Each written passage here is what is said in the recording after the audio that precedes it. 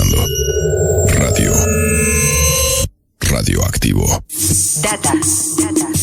Censura. La sola mención de la palabra se interpreta como sinónimo de represión y abuso contra las más elementales libertades de expresión.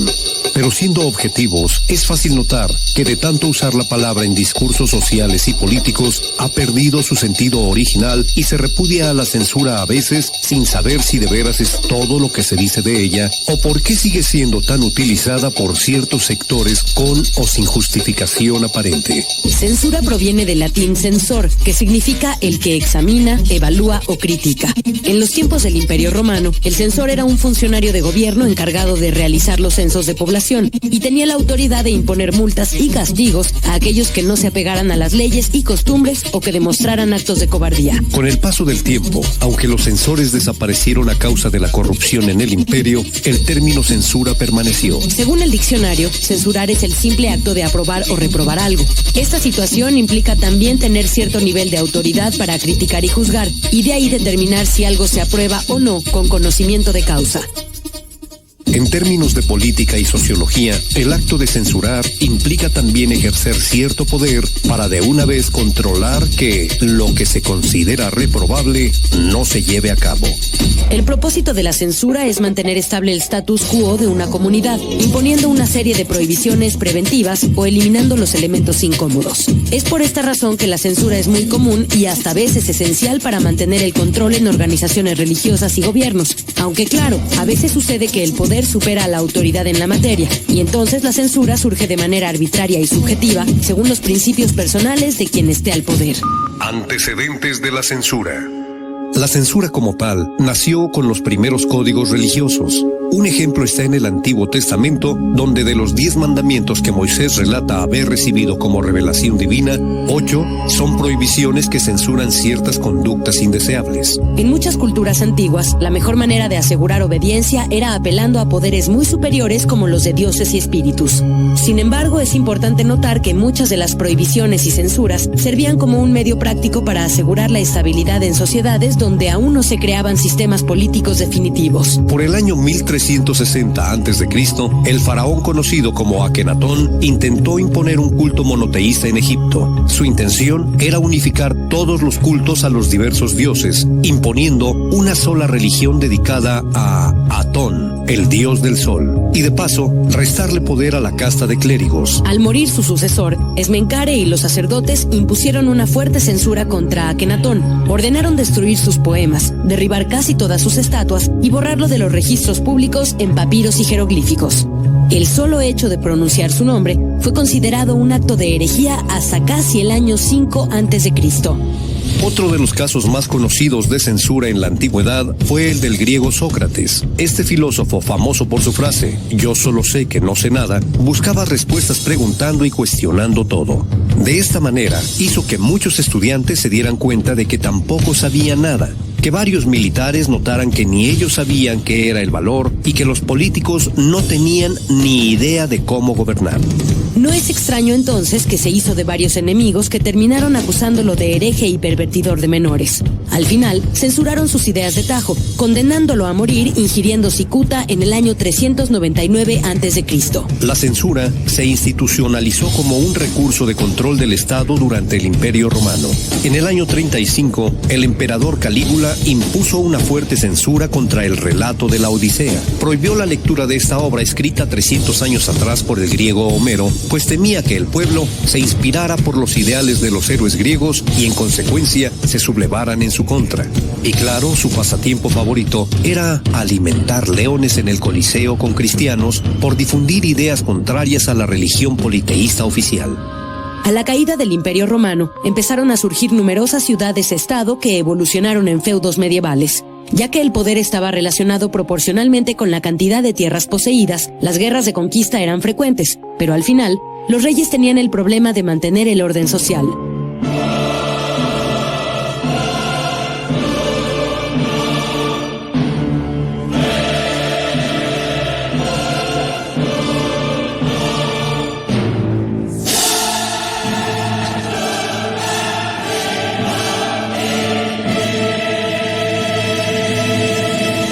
Una forma de obtener un orden generalizado fue imponiendo la religión católica, la cual a su vez se ocupó de censurar todo lo que consideraba pagano o hereje, como los versos del Carmina Burana, manuscrito que permaneció durante siglos en la lista de libros prohibidos por la Iglesia hasta que Karl Orff lo musicalizó en 1895. Sin duda, la censura llegó a su punto máximo cuando en 1478 fue creado el Tribunal de la Santa Inquisición, la cual hasta la fecha es casi un sinónimo de represión extrema. La Inquisición tenía como misión localizar, procesar y sentenciar a las personas culpables de herejía. En un principio, la pena habitual era solo la excomunión, pero con el reconocimiento del catolicismo como religión oficial en varios reinos, los herejes empezaron a ser considerados enemigos del Estado y así empezó la práctica de torturas y ejecuciones, las cuales eran unas muy efectivas armas de censura contra aquellos que escribían o difundían ideas que se consideraban blasfemias o alteraciones del orden público.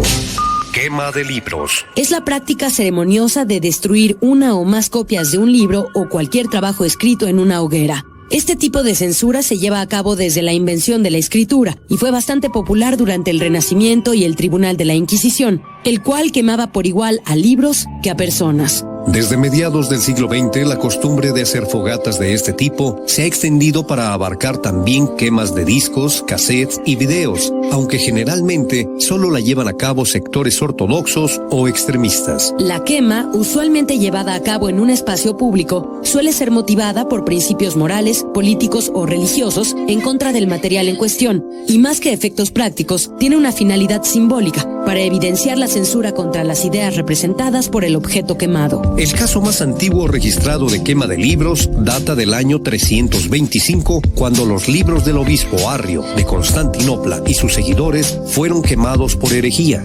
La razón fue que Arrio se negaba a aceptar como dogma de fe que Jesucristo fuera una faceta del propio Dios. Irónicamente, la censura en su contra solo lo hizo más popular, creando una corriente de pensamiento filosófico y religioso que se mantuvo viva hasta el año 1000. En el año 1242, en Francia, fueron confiscadas 10.000 copias del Talmud y quemadas en una hoguera masiva en París por orden del rey Luis IX. Independientemente de que leer el Talmud significaba ser excomulgado si se era cristiano, Luis IX tenía la idea de que el Talmud estaba lleno de errores y datos históricos falsos. Su acción fue aplaudida por el Papa Inocencio IV, quien todavía le dio permiso al rey de organizar una segunda quema masiva de 8.000 ejemplares del Talmud en 1244. En el año 1497, el monje Girolamo Savonarola convocó a muchos de sus seguidores a realizar en Florencia, Italia, lo que llamaba una hoguera de vanidades, la cual en sí era una campaña de quemas de textos y pinturas eróticas, libros paganos, juegos de mesa como las barajas y el ajedrez, cosméticos, copias del Decamerón de Boccaccio y todas las obras de Aristóteles y Pitágoras por considerarlos blasfemos. En un caso de justicia poética, Savonarola mismo fue enviado a la hoguera junto con sus ensayos y panfletos, acusado de herejía, después de que intentó censurar las costumbres licenciosas de los burgueses y la corte papal en Roma. En 1821, el escritor alemán Heinrich Heine acuñaría una frase ya célebre contra la censura: donde quemen libros, terminarán quemando seres humanos. Casi 100 años más tarde, el régimen nazi fue del dicho al hecho, pues se organizaban quemas masivas de autores judíos y ya ni hablar de lo que pasaba si la Gestapo pescaba a uno de esos escritores. La mayor quema de libros fue realizada el 10 de mayo de 1933 en Berlín, cuando tropas militares y estudiantes simpatizantes del nazismo quemaron cerca de 25.000 libros, incluyendo trabajos de Thomas Mann, Mark Twain, Sigmund Freud, Albert Einstein, Karl Marx y H.G. Wells. En décadas más recientes, varios grupos musulmanes han organizado quemas del libro Los versos satánicos por considerarlo blasfemo. De igual manera, varios sectores cristianos en Estados Unidos e Inglaterra han organizado quemas de libros de la serie de Harry Potter por el simple hecho de tratar temas de alquimia y hechicería, los cuales, según el dogma de la fe católica, se relacionan con fuerzas infernales. Hace ya 4 años, en Puebla y Guanajuato, se organizaron algunas quemas de artículos relacionados con el videojuego y serie animada de Pokémon, también porque a alguien se le ocurrió decir que eran satánicos. Censura en cómics y caricaturas. Uno podría pensar que no hay nada más inocente que algo dirigido a niños, pero curiosamente son las obras dirigidas a este público las que con más frecuencia son blanco de las censuras más tontas. To the Batmobile. Let's go. Atomic batteries to power. Turbines to speed. Roger. Ready to move out. En 1948, el psiquiatra Frederick Bergham publicó su libro La seducción del inocente, donde aseguraba que los cómics policíacos de horror y superhéroes incitaban a los niños y a los jóvenes al crimen, la violencia y la homosexualidad. De hecho, de los planteamientos de Bergham fue de donde salió la idea de una posible relación gay entre Batman y Robin, o el cuestionamiento que de dónde habían salido Hugo, Paco y Luis, siendo que el pato Donald no estaba casado con la pata Daisy. Podrían parecer divagaciones ociosas, pero el caso es que por venir de un psiquiatra titulado, esas opiniones tuvieron eco en la opinión pública, que culminó en una gran campaña de censura tras la cual los cómics policíacos y de terror fueron prácticamente erradicados. En total se censuraron poco más de 80 revistas, cuya venta a menores de 18 años se castigaba con multas de $500 de entonces o hasta 6 meses de cárcel. Al final, los editores de cómics tuvieron que crear un código de autocensura, aún vigente entre los editoriales como la DC Comics. En fechas más recientes, en 1989, la edición estadounidense del primer libro de ¿Dónde está Wally? Fue censurada en librerías y bibliotecas. La razón fue que en una de sus escenas de acertijos hay una mujer con el pecho descubierto tomando el sol en una playa. La mujer boca abajo sobre la arena solo mide 1.5 centímetros y está a medio voltearse, después de que otro personaje deja caer un refresco helado sobre su espalda. De modo que únicamente muestra un pezón que apenas se ve. Sin embargo, a los censores les pareció excusa suficiente para prohibir la venta del libro en vez de editar ese dibujo diminuto. Actualmente, esa página está omitida de las ediciones gringas, pero no de las europeas. Las películas de Disney siempre han resultado particularmente polémicas, a veces por razones francamente ridículas. Dumbo, por ejemplo, incomodó a muchos afroamericanos, ya que uno de los cuervos vagos que enseñan a Dumbo a volar se llama Jim, y Jim Crow era el nombre coloquial con el que se llamaba al viejo código legal que obligaba a los negros a viajar de pie en autobuses y a comer solo en restaurantes para gente de color. Otra situación relacionada con Disney sucedió en 1999 debido a la versión animada de Tarzán, ya que para poder exhibirla en países como Egipto, Israel y Marruecos fue necesario alterar el taparrabos de Tarzán por unos menos impúdicos pantalones cortos. Un extraño caso de autocensura fue el de Robert Crumb y su tira cómica Fritz the Cat. En la década de los 60, Crumb fue un popular autor underground por sus historias que hablaban de sexo y drogas, y el animador Ralph Bakshi le ofreció adaptar sus cómics a dibujos animados. Crumb se opuso, pues su intención era mantenerse lejos de todo lo mainstream. Pero su esposa, deseando el dinero extra, le vendió a Bakshi los derechos de Fritz. Molesto por esta situación e imposibilitado de detener la producción, Crumb mostró su desacuerdo matando a su personaje en los cómics, aunque su popularidad era ya enorme. En años recientes, los cortos animados de los Looney Tunes y otras caricaturas clásicas han sido particularmente tijereteados por la censura al ser retransmitidos por canales de televisión por cable, eliminando muchos chistes de estereotipos étnicos, como cuando a un personaje le explota algo en la cara y la ceniza lo hace verse como negro bembón. Particularmente el año pasado, hubo un caso muy sonado de latinos de Miami y Los Ángeles que exigían la completa censura de Speedy González del canal Cartoon Network por, entre comillas, presentar una imagen demasiado estereotipada de los mexicanos. La música censurada. Prácticamente cada mes en las noticias de espectáculos hay una o dos notas respecto a que tal intérprete o tal canción han sido censurados por su letra, sus pasos de baile o la imagen de las portadas de sus discos. Sin embargo, no es algo nuevo.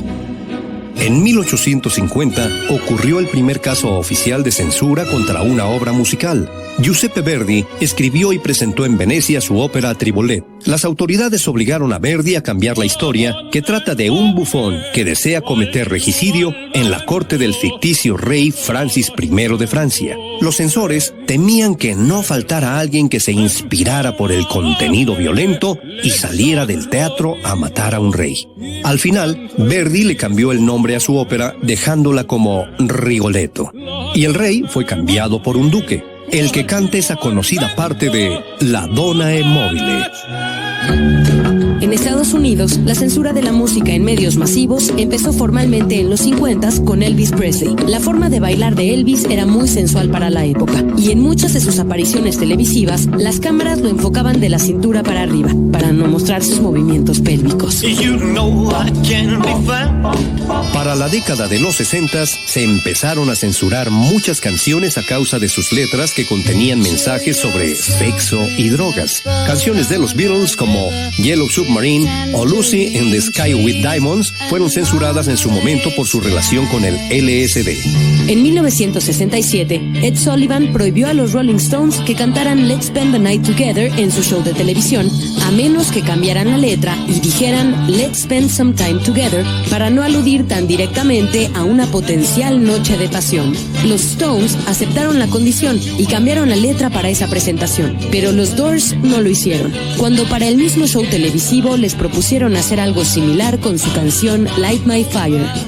De los casos más sonados y aún recordados está el ocurrido en octubre de 1992, cuando Sinéad O'Connor fue acusada por la cadena NBC y la comunidad de la Iglesia Católica Romana por cantar a capela la canción War de Bob Marley, romper una fotografía del Papa Juan Pablo II y gritar "Combate al enemigo real". Independientemente de si Sinéad solo se estaba expresando o si cayó en el burdo sensacionalismo, el caso es que desde entonces y hasta la fecha, varias cadenas de televisión y radio en Estados Unidos e Inglaterra la han censurado a ella y a sus canciones.